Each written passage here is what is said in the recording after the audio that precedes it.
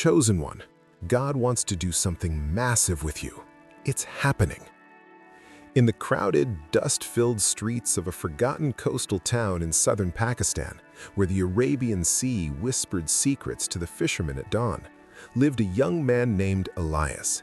He was 28, with calloused hands from years of repairing nets and hauling boats that barely stayed afloat. His days blurred into one another. Wake before sunrise, mend what was broken, sell what little fish remained after the storms, then return to a small concrete room where the fans spun lazily and the walls held memories of promises never kept. Elias had once dreamed bigger.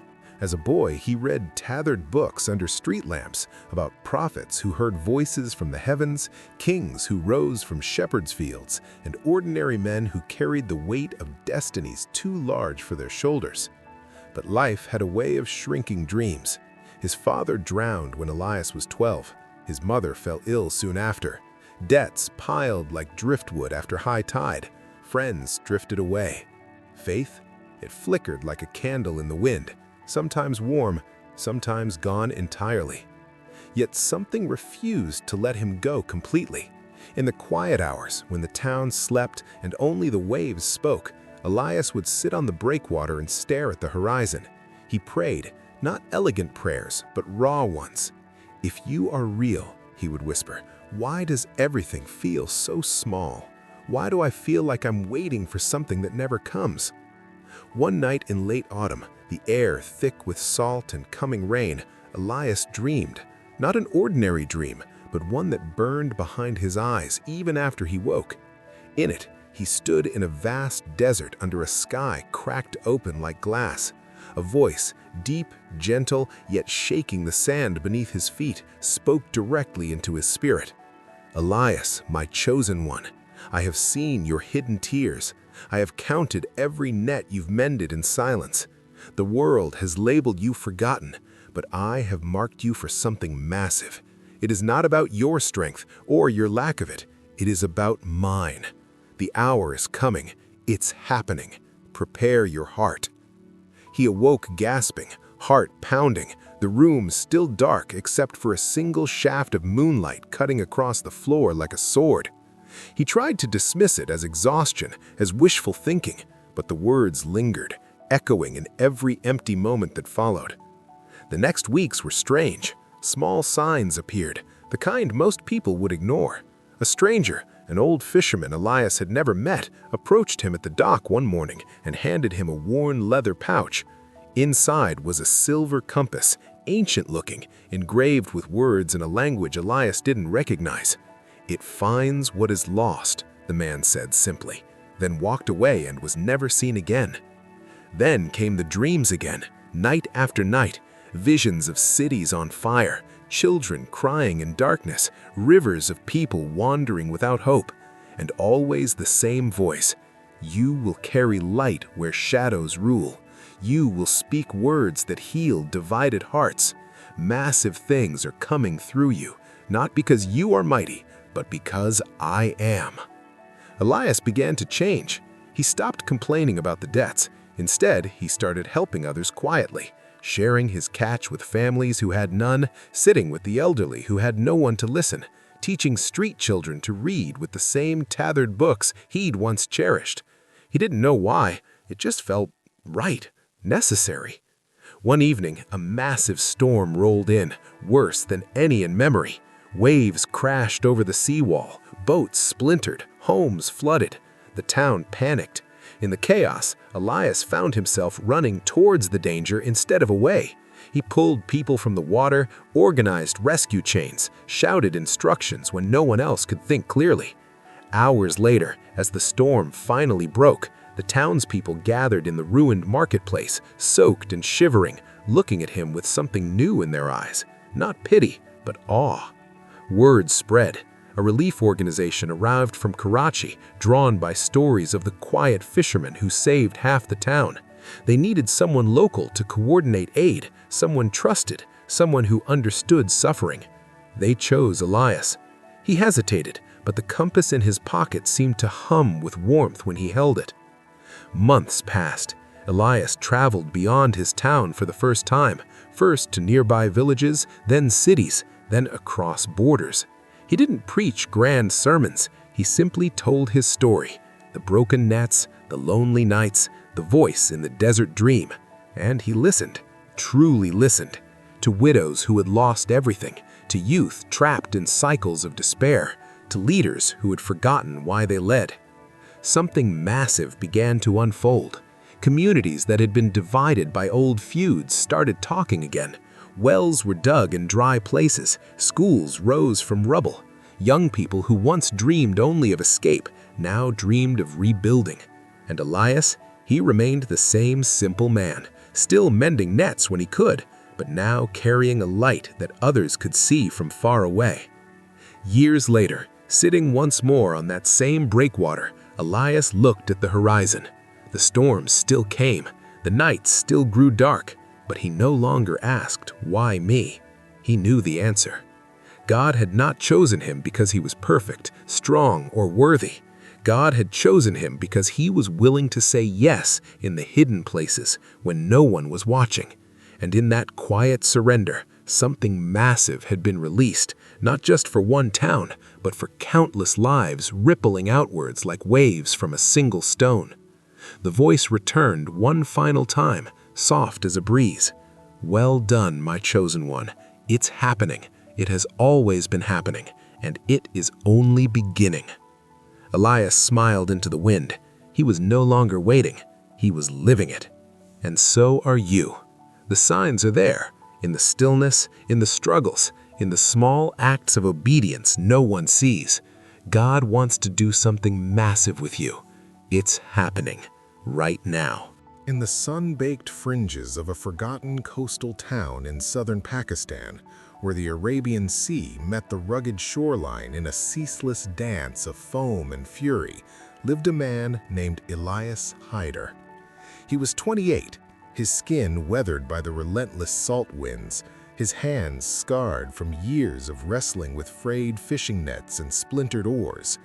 The town, a cluster of mud brick houses and concrete shacks huddled against the dunes, bore no name on most maps. It was simply the village to those who called it home.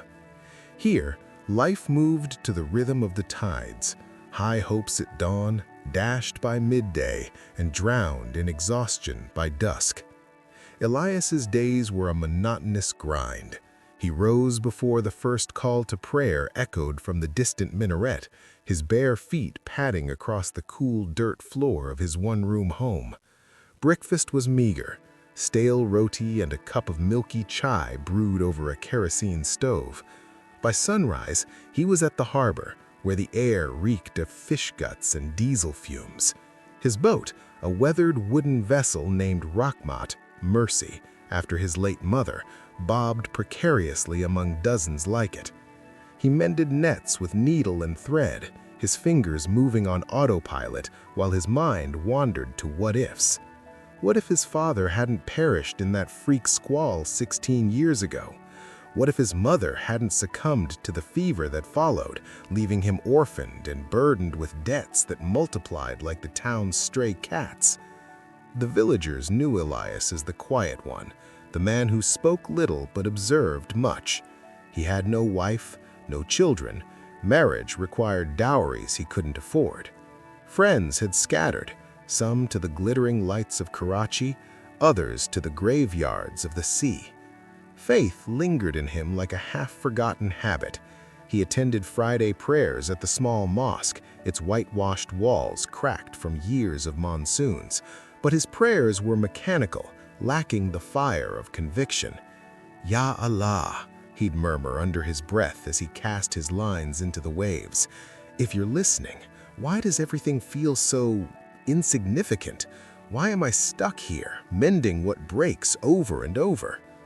Yet deep within, a spark refused to extinguish. As a boy, Elias had devoured stories from yellowed pages smuggled from the city, tales of prophets like Musa parting seas, of Daoud slaying giants with faith alone, of ordinary souls elevated to extraordinary purposes. He'd sit on the breakwater at twilight, the sea breeze tangling his hair, and imagine himself as one of them. But adulthood had eroded those fantasies. Now his only companions were the gulls wheeling overhead and the endless horizon, mocking him with its vast, unreachable promise. It was on a humid autumn night in 2025, as thunder grumbled in the distance like a warning from the heavens, that everything shifted. Elias collapsed onto his thin mattress after a grueling day, his body aching from hauling crates. Sleep came swiftly, but it was no ordinary rest. In his dream, he found himself not by the sea, but in a boundless desert, the sand shifting underfoot like living silk. The sky above fractured like a mosaic, stars spilling through the cracks in rivers of light. A voice resonated, not through his ears, but directly into his soul, warm yet commanding, shaking the very grains of sand. Elias Hyder, my chosen one, I have witnessed your silent struggles, the tears you hide from the world. I have counted every knot you've tied in those nets, every burden you've shouldered alone. The world sees you as small, forgotten in this corner of creation, but I see potential unbound. I want to do something massive through you, not by your power, but by mine. The time is near. It's happening. Open your eyes and prepare. He jolted awake, sweat-soaked, his heart hammering like a drum in a festival procession. The room was pitch black, save for the faint glow of moonlight filtering through a cracked window, casting elongated shadows that danced like specters. Elias sat up, rubbing his eyes, trying to rationalize it. "Just a dream," he muttered, "born of too much sun and too little hope." But the words clung to him, echoing in his mind like a persistent melody. He couldn't shake the feeling that something or someone had reached out across the veil. The following days blurred into a haze of unease. Elias went about his routines, but with a new vigilance, as if waiting for a sign. And signs came, subtle at first, like whispers in the wind. One morning at the dock, amid the cacophony of haggling fishermen and creaking boats, an elderly stranger approached him. The man was weathered like driftwood, his beard white as sea foam, eyes sharp as a hawk's. Without a word, he pressed a small leather pouch into Elias's hand. Inside lay a silver compass, its surface etched with intricate Arabic script that seemed to glow faintly. "The path of the righteous is guided by unseen hands," the stranger said, voice raspy from years of salt air. "And you, young man, have been lost long enough." Before Elias could question him, the man melted into the crowd, vanishing as mysteriously as he'd appeared. Elias pocketed the compass, feeling its weight like a talisman. That night, the dreams returned, more vivid than before. He saw visions of turmoil, cities engulfed in flames, not of war, but of despair. Children with hollow eyes wandering barren streets, rivers of humanity divided by invisible walls of hatred and poverty. And always the voice, "You will be the bridge, Elias. You will carry my light into the shadows. Massive change is coming, not through armies or kings, but through one willing heart. It's happening now." Doubt gnawed at him. Who was he to believe such things? A fisherman with no education beyond the basics, no influence beyond his tiny village. He confided in no one, fearing ridicule. Instead, he began small acts of obedience, as if testing the waters. He shared his meager catch with the widow next door, whose husband had been claimed by the sea. He spent evenings teaching street urchins to read, using those same tattered books from his childhood, their pages now brittle with age. He listened to the elders' stories, offering comfort where once he'd offered silence. These acts felt insignificant, like drops in the ocean, but they stirred something within him, a quiet strength, a growing sense of purpose. Then came the storm. It brewed for days, dark clouds amassing on the horizon like an invading army. The villagers whispered of omens, boarding windows and tying down boats. When it hit, it was biblical in its fury. Winds howling like jinn unleashed, waves towering like mountains, crashing over the seawall with thunderous roars. The harbor became a graveyard of shattered hulls, homes flooded, roofs ripped away. Panic spread like wildfire. People screamed, scrambling for higher ground as water surged through the streets. In the midst of the chaos, Elias felt a calm descend upon him, as if the voice from his dreams had taken root in his veins. He didn't flee. Instead, he ran toward the danger, the compass in his pocket thrumming with an inexplicable warmth. He plunged into the roiling waters, pulling a drowning child from the undertow, then an elderly woman clinging to debris. He organized chains of villagers, linking arms to form human barriers against the flood. "Hold fast!" he shouted over the gale, his voice steady amid the storm's rage. "We're in this together. Allah will see us through." Hours blurred into a nightmare of exertion and endurance. By dawn, as the winds finally ebbed and the sea retreated like a defeated beast, the town lay in ruins. But lives had been saved, dozens by Elias's count. The survivors gathered in the sodden marketplace, their faces etched with gratitude and wonder.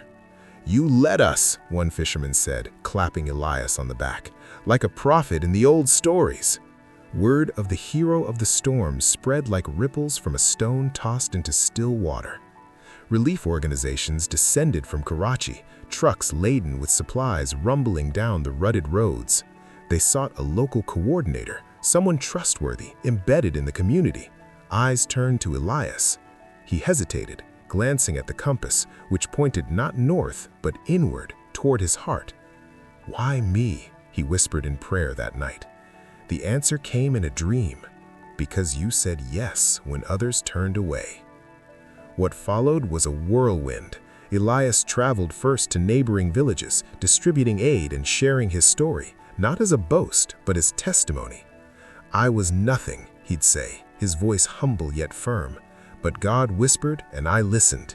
He wants to do something massive, not just for me, but through all of us." People listened. Divisions mended. Feuding families reconciled over shared meals, resources pooled for communal wells in parched lands. Challenges arose, testing his resolve. In one city, corrupt officials tried to siphon aid, threatening Elias with ruin. Doubt crept in like fog. Am I truly chosen or just delusional?